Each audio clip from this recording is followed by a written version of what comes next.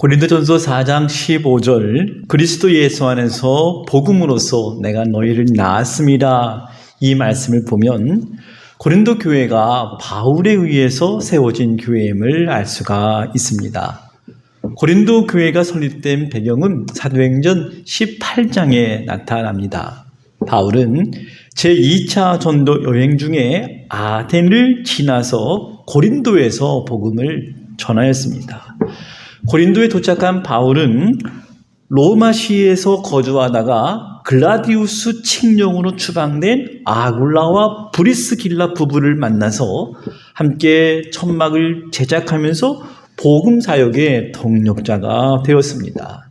바울은 습관대로 안식일마다 회당에서 그리스도를 증언하다가 유대인들에 의해서 계속 거부당하다가 옆에 있는 디도 유스도 집에서 복음을 전한 기사가 나옵니다. 고린도 성도들이 모인 최초의 교회였을 것입니다. 거기에서 예수는 그리스도이심을 계속해서 선포하였고 회당장 그리스보가 온 집으로 더불어 주를 믿으면서 수다한 사람들이 믿고 세례를 받는 역사가 나타난 것입니다. 박해로 인해서 위협을 느끼던 바울에게 어느 날 주님께서 환상 가운데 나타나셔서 두려워하지 말라, 침묵하지 말고 말하라. 내가 너와 함께 있음에 어떤 사람도 너를 대적하여 해롭게 할 자가 없을 것이니 이는 성중에 내 백성이 많음이라 말씀을 해 주셨습니다. 그 결과 바울은 하나님의 도우심으로 1년 6개월 동안 고린도에 유하면서 하나님의 말씀을 전할 수가 있었습니다. 바울이 고린도에 이르렀을 때의 심정을 2장 3절에서 내가 너희 가운데 거할 때에 약하며 두려워하고 심히 떨었노라 말을 하고 있습니다. 왜 그랬을까요? 바울이 약한 이유는 자신의 힘과 능력으로 행하는 일이 아니었음을 알았기 때문입니다. 복음을 전하는 것이 주님께서 함께하지 아니하시면 모든 것이 헛된 것임을 알고 있었기 때문입니다.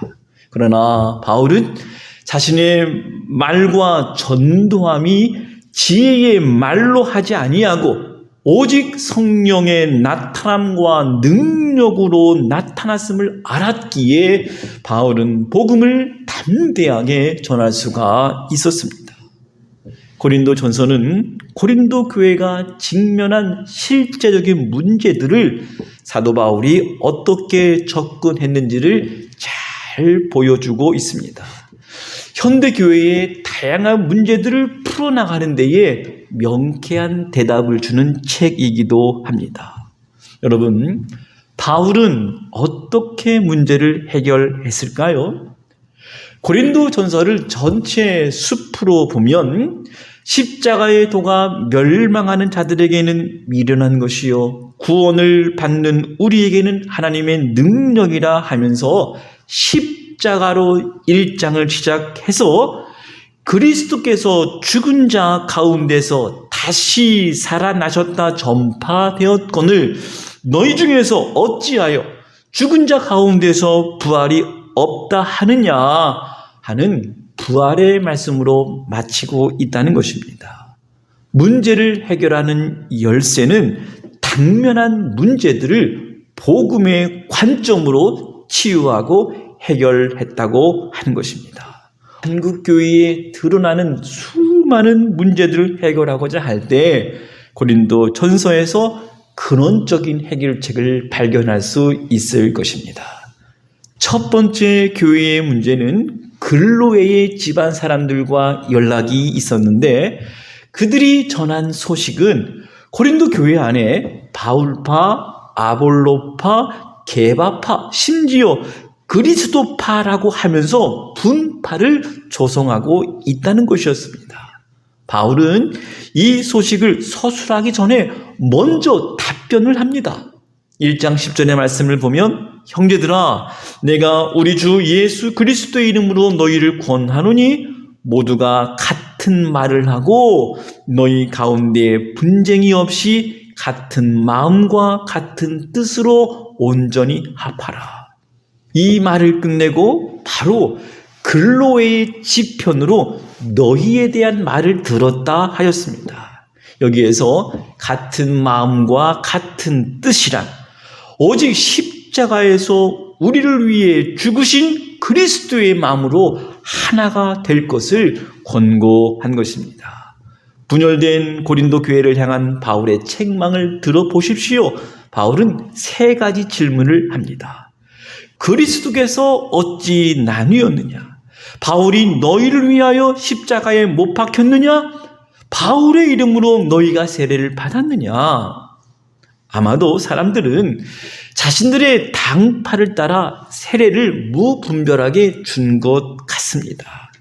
그러나 바울은 나는 복음을 전하였을 뿐 결코 내가 십자가를 친 것이 아니라 하였습니다. 세례를 받은 것은 바울의 이름이 아니라 오직 예수 그리스도의 이름으로 세례를 받아 죄 씻음 받은 것임을 깨우친 것입니다. 지혜를 뽐내고 신전에서 향락을 즐기던 자들, 힘 자랑에 취해서 살던 자들에게 십자가의 도를 전한 것입니다.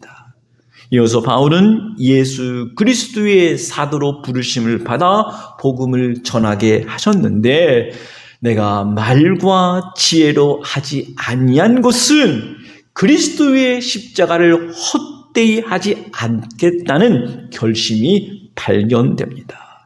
바울 복음의 핵심은 십자가입니다. 바울은 십자가를 능력과 지혜로 증거하였습니다.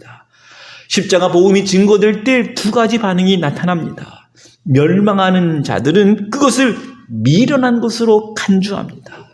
그러나 구원을 얻는 우리에게는 십자가는 하나님의 능력입니다. 그리고 십자가는 인간의 지혜를 패하고 멸하십니다. 이 세상이 자기 지혜로 하나님을 알 수 없기 때문입니다. 십자가의 도란 하나님이 예수 그리스도의 죽으심을 통해서 사람들의 죄의 문제를 해결하셨다는 소식입니다. 사람들 보기에 치욕스러운 죽음이 사람을 구원하기 위한 하나님의 방식이었다는 것입니다. 유대인이 표적을 구하듯이 예수 그리스도를 믿음에도 불구하고 표적과 이적과 은사만을 구하는 자들이 있고 헬라인이 지혜를 구하듯이 그리스도인 중에서도 이성과 철학으로 복음을 설명하고 설득하고자 하는 사람들이 있습니다. 그러나 십자가의 도는 세상에서는 미련한 것이지만 믿음의 사람들에게는 하나님의 능력이요 하나님의 지혜입니다. 더 나아가서 십자가는 자랑거리가 된 것입니다. 아무 육체도 하나님 앞에서 자랑할 수 없음을 깨닫고 고린도 교회를 향한 하나님의 부르심을 깨우치고 있습니다. 두 번째, 음행의 문제에 관해서는 바울이 이미 음행하는 자들과 상종하지 말라는 첫 번째 편지를 보낸 적이 있었는데 그럼에도 불구하고 어떤 사람이 계모와 불륜의 관계를 가진다고 하는 것에 대해서 단호하게 말합니다. 그를 제거하라. 바울은 공동체의 순결을 유지해야 함을 가르친 것입니다. 적은 누룩이 온 덩이에 퍼진다고 말한 것입니다. 여기에 대해서도 바울은 유월절 양이 되신 예수 그리스도의 희생으로 너희들이 새로운 존재가 되었음을 상기하고 있습니다. 음행의 문제도 예수 그리스도의 십자가 희생으로 해결한 것입니다. 5장 7절의 말씀을 보십시오. 너희는 누룩 없는 자인데 새 덩어리가 되기 위하여 묵은 누룩을 내버리라. 우리의 유월절 양 곧 그리스도께서 희생되셨느니라. 이러므로 우리가 명절을 지키되 묵은 누룩으로도 말고 악하고 악의에 참 누룩으로도 말고 누룩이 없이 오직 순전함과 진실함의 떡으로 하자 말하고 있습니다. 그러나 바울은 음행한 자까지도 포기하지 않는 하나님의 사랑도 전하고 있습니다.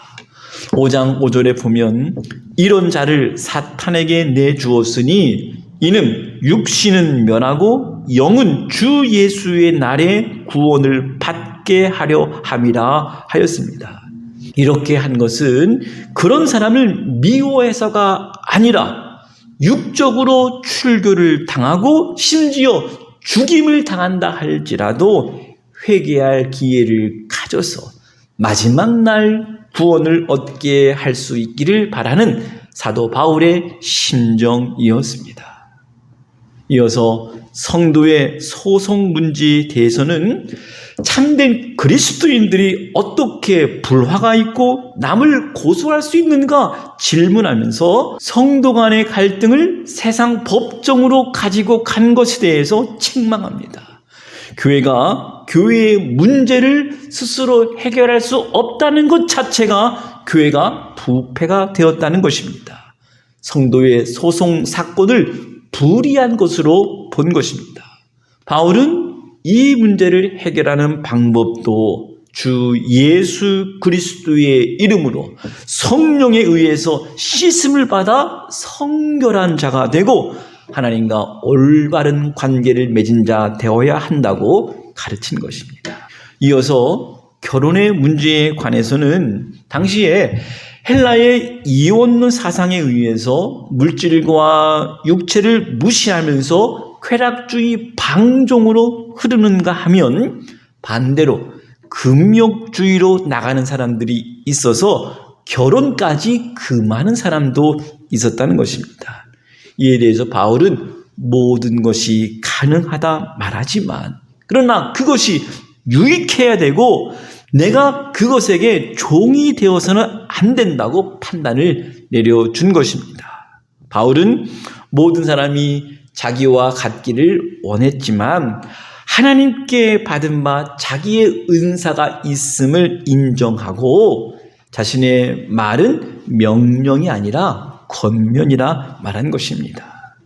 더 나아가서 우상의 제물에 대해서는 8장에 나의 자유 때문에 연약한 형제 하나가 실족하게 된다면 결국 그리스도의 사역을 파괴하는 것이 되고 그리고 그리스도께 범죄한 것이 된다고 말한 것입니다. 그래서 바울은 지식은 교만하게 하는 것이기 때문에 삼가고 형제에게 유익을 줄 수 있는 사랑을 도모하라 말한 것입니다. 판단의 기준이 사랑이었습니다. 사랑이 바로 복음의 정수이고 핵심입니다. 8장 9절의 말씀을 보십시오. 그런즉 너희의 자유가 믿음이 약한 자들에게 걸려 넘어지게 하는 것이 되지 않도록 조심하라.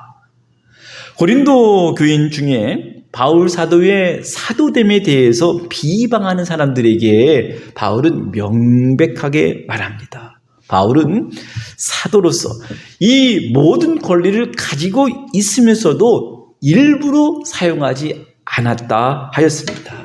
자신은 자유인이면서도 그 자유를 포기하고 남의 종이 되고자 했고 복음을 위해서라면 어떤 굴욕도 달게 받겠다고 하는 주장이었습니다.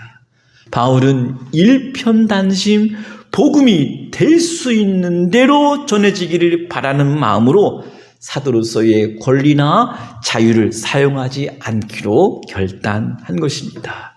9장 18절의 말씀, 그런즉 내 상이 무엇이냐? 내가 복음을 전할 때에 값없이 전하고 복음으로 말미암아 내게 있는 권리를 다 쓰지 아니하는 이것이로다. 내가 모든 사람에게서 자유로우나 스스로 모든 사람에게 종이 된 것은 더 많은 사람을 얻고자 함이라. 바울은 예수님을 만나서 죄에서 해방되어 참 자유인이 되었다고 고백하면서 고린도 성도들에게 최후 승리를 얻기 위해서 그 자유를 절제하며 살 것을 권면합니다. 9장 24절에 보면 운동장에서 다름질하는 자들이 다 달릴지라도 오직 상을 받는 사람은 한 사람인 줄을 너희가 알지 못하느냐? 너희도 상을 받도록 이와 같이 다름질하라.